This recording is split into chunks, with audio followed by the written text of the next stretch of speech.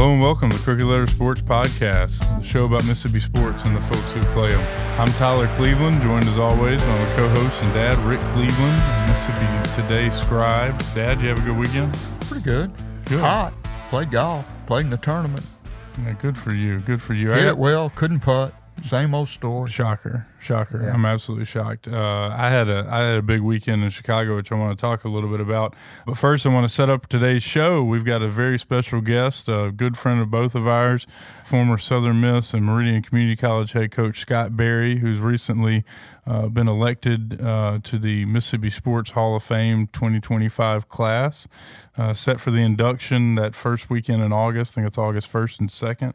Pretty excited to talk to Coach Berry. Yeah, and over the next few weeks, we're going to talk to some more of these deserving inductees of the class of 2025. Yeah, it ought to be fun. It's always a long summer off season for us, so it's cool to have some great guests lined up and some good shows to tide us over. Yeah, and all of them are great stories and have great stories to tell. Yeah, and I'm glad you mentioned Coach Berry. I actually saw Coach Berry's St. Louis Cardinals twice in the last week. Went up to Chicago for the weekend and saw the White Sox get beat by the Cardinals at Rate Field on the south side on Thursday. Saw the Cubs get beat by the Mariners on the north side on Friday, and then Saturday saw the Cardinals walk it off against the Reds in extra innings at Busch Stadium, which is about as hot as I've ever been in my life, by the way. That stadium is the heat we're having here has nothing on what that stadium is a broiler. It was. Before we get into it with Coach Berry, I got a couple of topics I want to hit on with you real quick. First, we watched Game 7 of the NBA Finals Sunday night. Obviously, it was kind of disappointing night for Tyrese Halliburton, who I thought was the player of the playoffs. I mean, I think he hit game-winning or tying shots in all four of their playoff series. But he was obviously playing hurt. Oklahoma City beat Indiana in that Game 7 after Halliburton tore his Achilles tendon. He was already playing on a strained calf, I believe, on that same leg. Saw an interview where he said he'd do it again. He might, but he's out for next season as well. Right. Not just for the end of the last game of the playoffs this year. He's out for the whole season, and that's a shame. It is. What a great player. He was. And I thought the effort from the Pacers was pretty fantastic, even after he went down to try to kind of stay in it. But obviously the star power from Oklahoma City that the SGA can play. Yeah, great series. And, it didn't get ratings because it's Oklahoma City and Indianapolis. Yeah, right. You don't have New York, L.A., or Chicago, but it was terrific basketball. Yeah, I thought it was too. And that, that kind of shows the parity in the NBA, which is, what you're looking for if you follow the NFL model. Dad, very quickly, the College World Series wrapped up. LSU beat Coastal, who finally cooled off after just an incredible run that they were on. I hated to see it end the way it did with Kevin Schnall getting tossed in that game too so early. Can't wait to talk to Scott about that. Yeah, me too. That's the first thing I thought this morning because I saw him get pretty heated a couple of times in his career. But what do you think of the tournament as a whole? And I guess LSU just kind of proof you get hot at the right time. Yeah, LSU did get hot at the right time. They also got the best roster money can buy. They got their money's worth, I was going to say. Yeah. That's fantastic. All right. Without further ado, let's get into it with today's guest, a good friend of Rick and I's, former Southern Miss coach, Scott Berry. Scott, welcome in. Thanks so much for taking the time to talk to us. Well, my pleasure. Great to be here with you, too. Congratulations on the Hall of Fame. I know it was well deserved. You were coming up on the ceremony. You getting a little more excited about it? Well, I am. I'll tell you, I'm humbly honored to be in this class with 7 other great individuals, and then obviously share the shrine with all the history of Mississippi and the athletes that have come through our great state. It's truly an honor. One I don't take lightly. Scott, it occurs to me that Your predecessor, Corky Palmer, and your great friend is a Hall of Famer. His predecessor, Hill Denson, is in the Mississippi Sports Hall of Fame, and his predecessor, Pete Taylor. That's 4 in a row. That's quite a hat trick there. Well, it is, and I'm just grateful to be able to take the torch of the program that Cork handed off, that was handed off to him by Hill, who was handed off by Pete, and continue this program to try to build it into something really, really special. And to be able to have that opportunity back in 2009 after the College World Series run that we had and Coach announced his retirement was, one of the greatest times of my life and a new journey that we started. I know you're like me, Coach. I know you miss Coach Palmer. Those, we all do. I know. One of my favorite things when I first got to Hattiesburg was covering any baseball practice, because I got to watch you with the guys on the field, and I got to sit in the visiting dugout down there and talk Saints and with Coach Palmer, and and it was one of my great memories. Before we go any further, I would just, for our listeners that don't know, I mean, you need no introduction, but just want to talk about before you got to Southern Miss. I mean, you were at Meridian for 9 years. What impresses me the most, Coach, is if we count your work as a student and grad assistant at Southwest Missouri State, you have had 3 employers. Is that right? That's correct. That's three really good employers. That's incredible for a coaching career. A Hall of Fame worthy coaching career. To be at only 3 stops. I mean, how does that work? How does that happen? And especially in this day and age. Well, it probably doesn't happen a whole lot in today's age. I mean, a lot of people move around, but I guess just myself. And looking back over my career and how it started, I was never one that was really just trying to chase money. I wasn't all about that. I was about, finding a program that I enjoyed and wanted to invest in, and one that invested in me. And I think those 3 employers that you talked about, Mm-hmm. Southwest Missouri State, Coach Keith Gutt, who's a Hall of Famer himself that retired last year with, I think, 42 years as the head coach at Southwest Missouri State, or is now, as we know it, Missouri State University. Mm-hmm. And then, of course, the next one was at Meridian with Coach Palmer, who became one of my best friends, if not my best friend. And then, of course, he brought me down to Southern Miss, who I continued to work for there. So I just enjoyed the people that I worked with. I wasn't really, trying to find anything different. I was just trying to help programs that I was involved with be the best they could be. And it just so happened that with all 3, they just kind of became extended stays, and with Southern Miss being the longest of the 3. Scott, you told me, and I'd love you to share this with the rest of the people.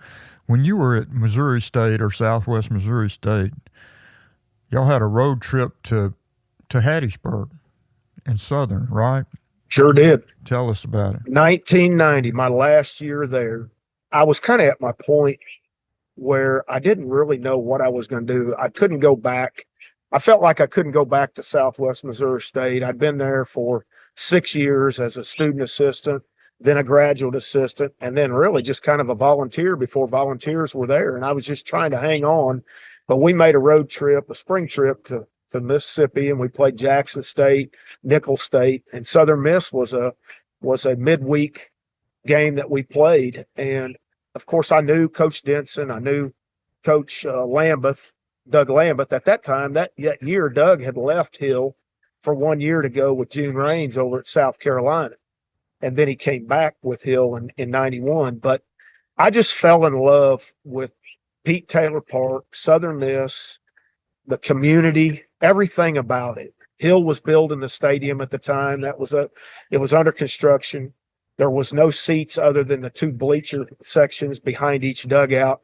John Cox was announcing the game down where the Batgirls now sit behind a screen, a protective screen that they used during BP. They pulled it out, and he had a table there, and that's where he was announcing. There was no press box because the stadium was under construction, but it was a night game. The backdrop was absolutely beautiful.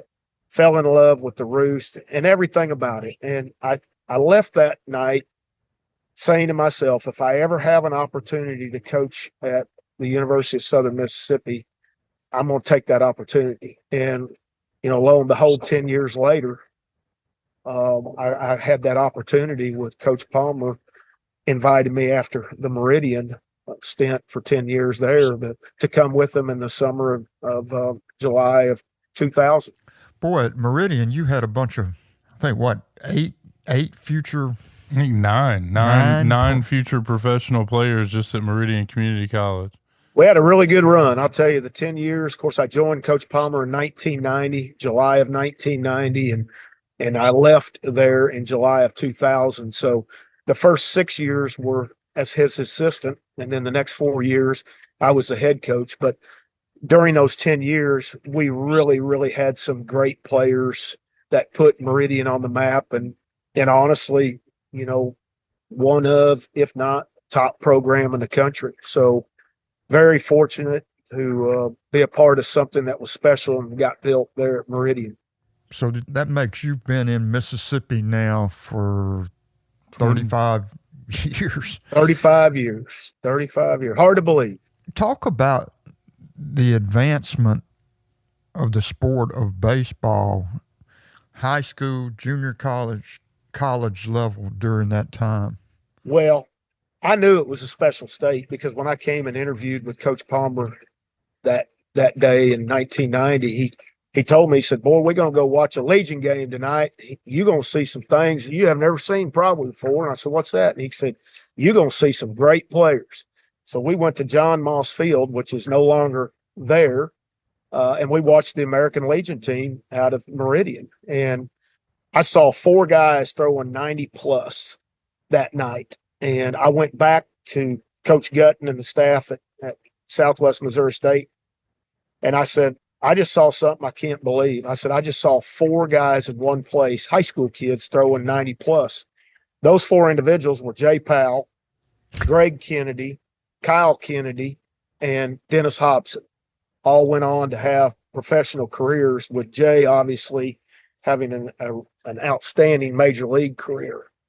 But I knew there was something special about this state and the talent there. And so when I got here and started learning more about Coach Polk, Coach Denson, and those guys that were just kind of the godfathers of baseball in our state, it started becoming apparent to me that not only are they good at the Division I level, but they're really good at the junior college and the high school levels and even into the little leagues.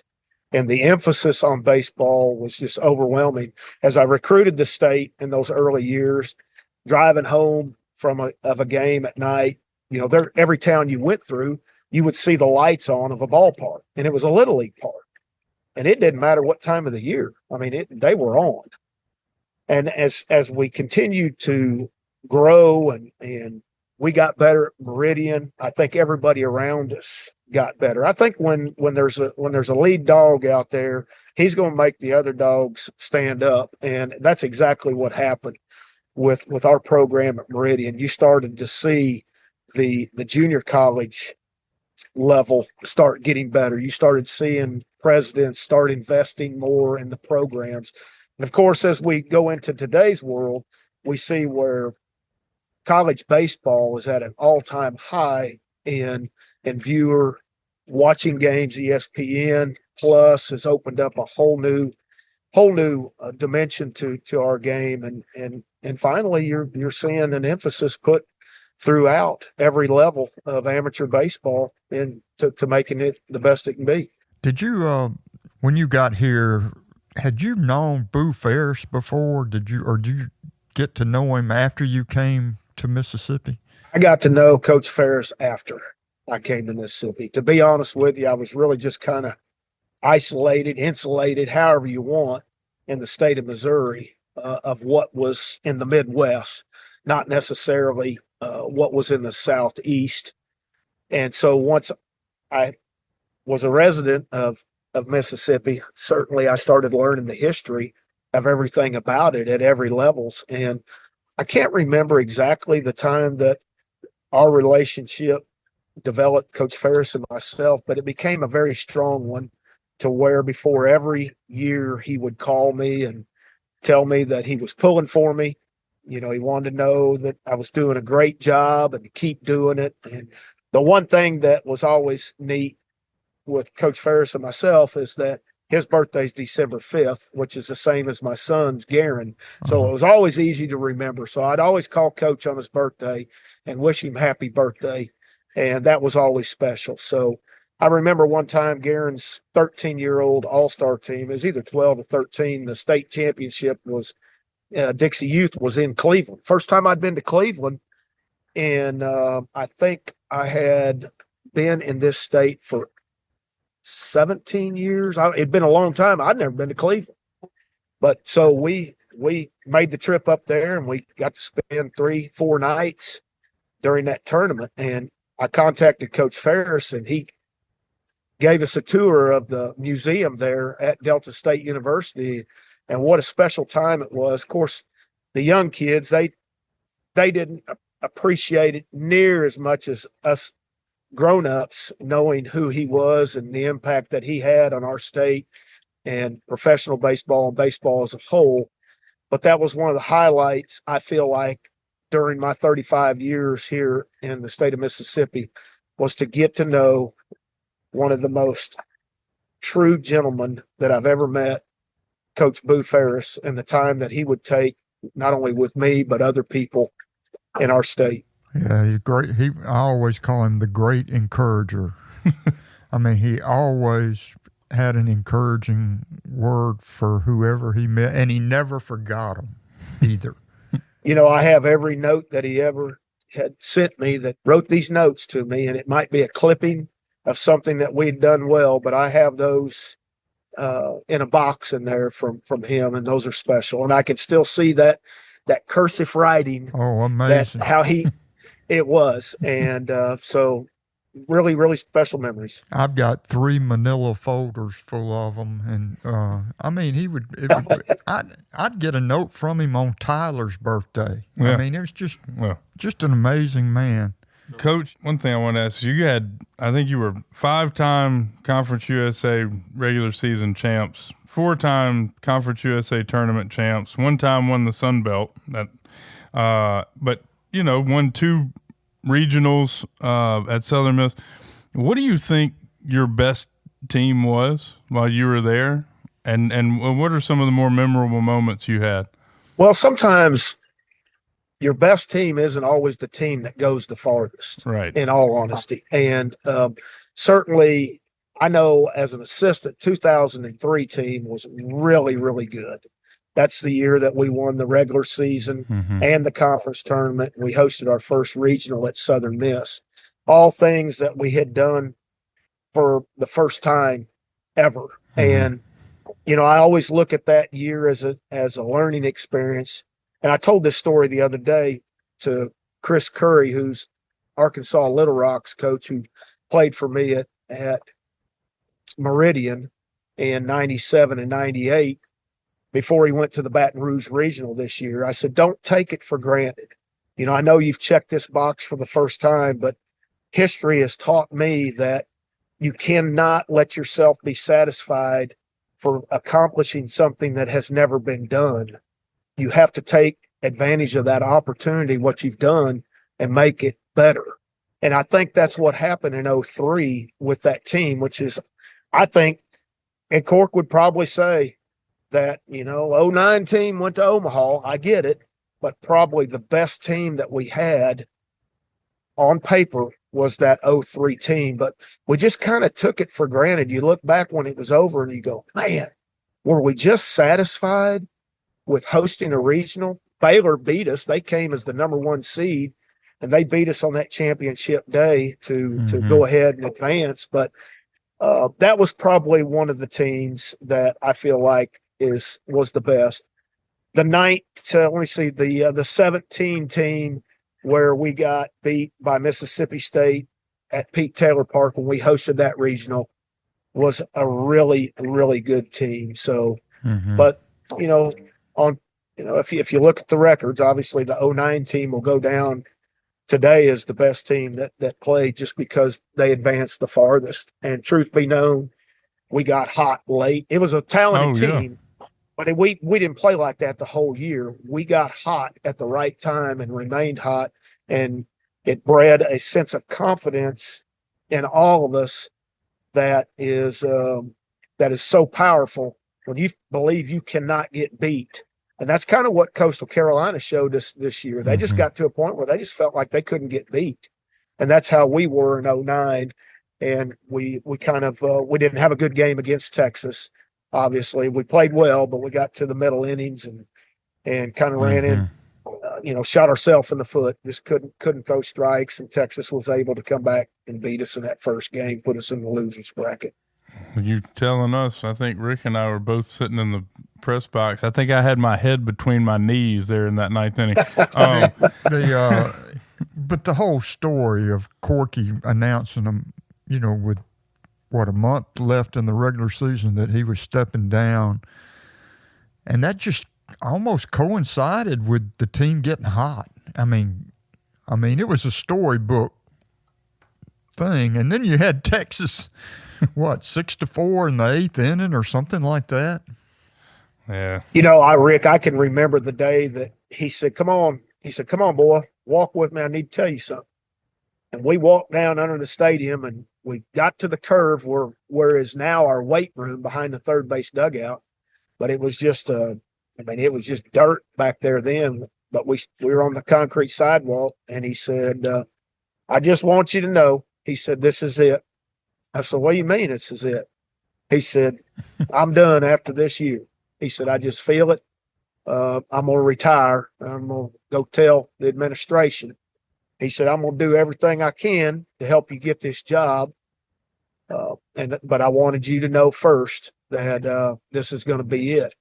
And, of course, I swallowed hard and my heart dropped. And it wasn't even like I was excited about, hey, I might be the next coach. It was almost like a relationship in the workplace, and even more, had all of a sudden just was coming to a halt. The guy that I looked forward to for 16 years, 6 at Meridian and 10 at Southern Miss, was going to come to a halt. Because we had some really, really good times, and our relationship was just like brothers. He used to tell me all the time, "There's only one person that can tell me what to do, and that's you." He said, "Debbie sometimes, but you. I'll listen to you." And so, I knew that he had my trust, and that day was a really, really sad day for me, more than it was of seeing what might be in the future. I wasn't looking at that at all. I was just looking at a friendship, and the relationship was going to be interrupted somehow for the rest of my life. Well, there was never any doubt who was going to be the next coach at Southern Miss. That was the biggest no-brainer in history. You were going to be the next coach at Southern Miss. Well, I appreciate that, but at that point, I know it did last a couple of weeks with the search, and there were some big names that reached out. I'd gotten word that there were some names in college baseball that were unemployed that were wanting to get back in it. But, I just put my faith in the Lord that he was going to move us in a direction that we needed to be moved, just like he did in 2000. I love to tell this story. 2001, which was the last losing season that Southern Miss has had, but it was my first year. And, it was a big decision to leave Meridian Community College to come with Cork. And the story is that he called me, and he always told me, he said, if I ever get the job at Southern Miss, the head job, I'm going to bring you down there.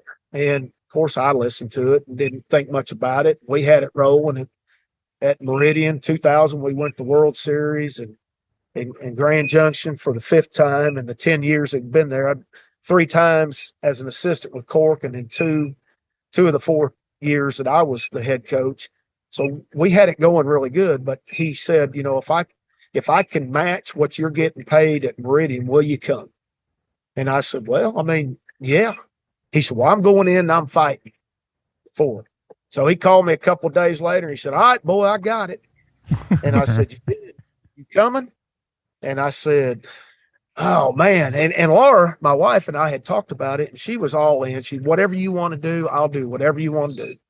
And so she was for it. And he goes, now, God dog it. He said, you said you'd come.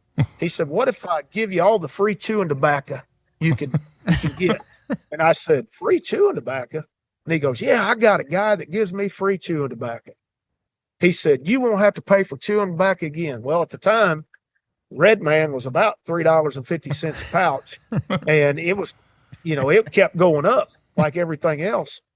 And I thought to myself, holy cow, that's pretty good pay bump right there as it is on top. So anyway, I accepted the job and I quit chewing 7 years later in 2007. Haven't had one since.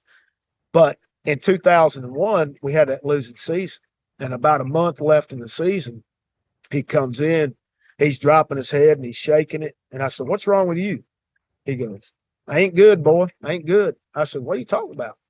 He said, I hate I brought you and Laura and G-Man into this. I said, Coach, what are you talking about? He said, boy, we probably getting fired at the end of the year. I said, do what? And he goes, oh, yeah, we fixing to get fired. And I thought to myself, oh, boy, this is not good. So I went home, and I remember telling Laura, and I said, well, I got some bad news. And she's like, what? She's the optimist on everything. And I said, Cork said we probably getting fired. And which we didn't. We survived it and made a run from that point on and have honestly continued that run. But there was a time there in 2001 that I was really kind of questioning that decision to come, what I had done and what I had left at Meridian. Well, you've had just an incredible Hall of Fame run. We got a couple other things we want to ask you about. And yeah, while I got you, you mentioned Coastal and what an incredible story they were, and I know that you watched a lot of this College World Series. What did you make of Coach Schnall, Kevin Schnall, getting tossed so early in that game? And can you? I was struggling to remember a more pivotal ejection in a big game like that. As we've continued, as the sport has continued to grow, it seems like every year we have rule changes and more changes. The game is constantly changing for whatever reason. It's like somebody has been appointed. This year, I need you to change something with the rules. And with those rules, we have some really good umpires. We really do. But with those rules, it seems like there has continued to give more power to the umpire in baseball more than any other officiating sport there is. And what I have witnessed, even in my latter years, is that unfortunately there's coaches with big egos and there's umpires with big egos. And when those clash, then there's going to be something that nobody likes to see. But with that situation, I would like to see the umpiring move in development where they are taught to be have a little more feel of the situation. Coaches are getting paid really, really big amounts. We talked about what has changed in the game of baseball. I'll never forget. I don't know what year it was, but there was an article in the Clarion Ledger. There were actually two articles. One came before the other, and you probably wrote both of them, Rick. But one was about Ole Miss had given Mike a new contract of $150,000, and it wasn't 2 weeks later, Coach Polk got a new contract for $154,000. And I called Hill and I said, Hill, have you ever in your lifetime thought a college baseball coach would even make over $100,000? And he said, no way. Well, there was an article later around 2011, 2012, and I used to have the article. You wrote it. And at that time, I think Mike had gone up to 624,000, and I can't remember. I can't remember who it was for state at the time. I think it was John Cohen had gone up to $605,000. Well, now we're into the millions, as you see. 2.9 is the latest. 2.9 with state's new coach. You got Vitello at $3.2 million. So, with that, it comes with tremendous pressure every time out, tremendous pressure to win. And, to see that happen on the biggest stage in the biggest game of the 2025 year, and to get ejected that quick for no more than asking for an explanation. He wasn't the one that got the warning. It was the first base coach that got the warning. Mm-hmm. And he's trying to figure out, what happened. And to remove him from that stage was just awful. And I hope that it's a learning experience moving forward. I hope that the umpire coordinators, whoever they are, see this and moving forward in their development are saying, hey, you need to develop a little more feel. And there's guys out there, Rick and Tyler, that do have that feel. They let you do your talking. And it does become a point, and I've crossed that line where I've stayed too long and have gotten my papers. But usually when that happens, you're trying to get your papers and get ejected. But, the thing that I really hate on that is that the coaches and the players are always required to go to post-game press conferences. I would love to see where umpires are subject to post-game press conferences. So would the press. Yeah. Let me tell you something. The press was why did it get to this? Because I think it warrants an explanation of why. Yeah, you call it feel. I would call it just common sense. You can't toss a guy in that. Unless he runs out there and hits you in the nose. There's common sense. Right. It's just I can sympathize with him on the so-called bump and the 2-game suspension with Schnall, because in 2017, I also was given a 2-game suspension in what was declared I bumped the umpire, but I didn't bump the umpire. It was the very same thing. It was a second base umpire that came running in, getting between me and the first base umpire, who I felt like did not make the right call, and we didn't have replay back then. And it was a huge moment in the game, in that deciding game. And this guy comes running in, and when he gets between us, he bumps into me. Yeah. And throws up 2 fingers and said, that's a 2-game suspension. And I said, for what? He goes, bumping an umpire. And I said, bumping an umpire? I didn't bump you. You're the one that came in and bumped me. So it was exactly the same scenario, other than my guy didn't fall over like the umpire did the other day when he flopped backwards. It was a flop. It was a flop. It was definitely not a charge. So I guess the only other question I have about that is, do you think, and we were talking about this off air this morning, you think they tossed Jay Johnson in the same situation? I find it hard if they do. And that's right. And I have seen that question asked in that scenario, would they have done that to Jay Johnson? And you're exactly right. In all honesty, I don't think they do. I don't either. Nope. Yeah. I don't either. One more question for you, Coach, before we let you go. I have a personal crusade against maximum effort, and I would love to hear your take on it. You're a guy, Coach Cliff Lee, who, pitched a long time in the major leagues and won a Cy Young Award.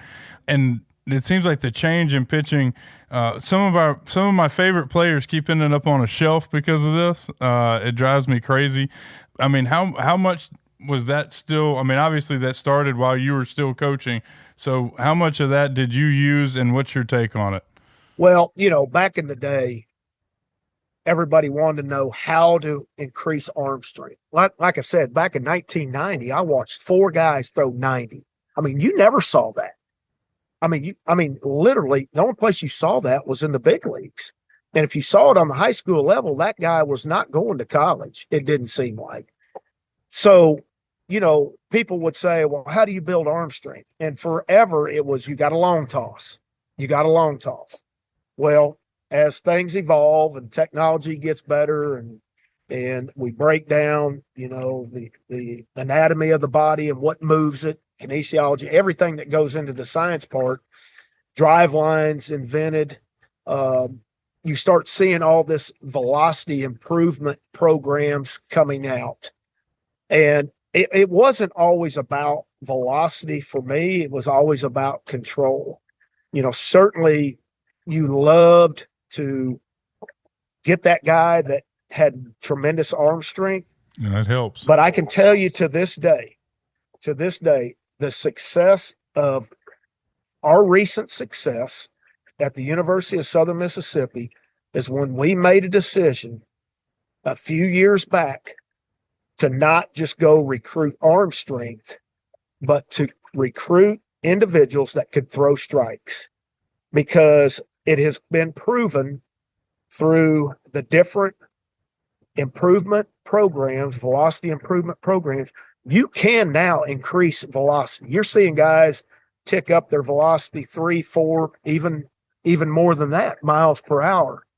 But what is really hard to do with an 18, 19-year-old is to teach command at that point, because they have developed a movement over that time for 18 years, however long they've been throwing, that is part of them. And so we made a decision to go recruit guys that can command the zone, throw strikes, and then we will try to teach them to throw harder without jeopardizing their command, because you'll see that. You'll see some guys that they're throwing too hard and they're losing command off from it. So it becomes that balance of command first, velocity second, and then obviously developing secondary pitches that mirror what the fastball looks like on the arm speed and the release to create that deception that we all want.